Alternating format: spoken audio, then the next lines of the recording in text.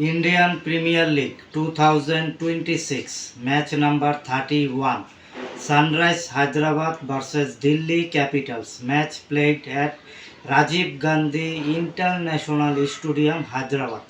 Delhi Capitals won the toss, elected to field first.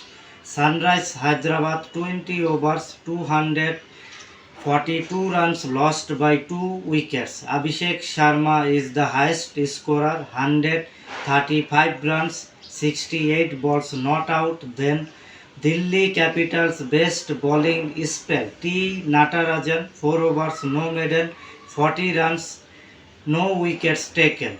Delhi Capitals 20 overs 195 runs lost by 9 wickets. Nitish Rana is the highest scorer, 57 runs, 30 balls. Then Sunrise Hyderabad best bowling spell, Ishan Malinga, 4 overs no maiden, 32 runs, 4 wickets taken. Sunrise Hyderabad won by 47 runs in this match. Player of the match, Abhishek Sharma. Congratulations, Sunrise Hyderabad.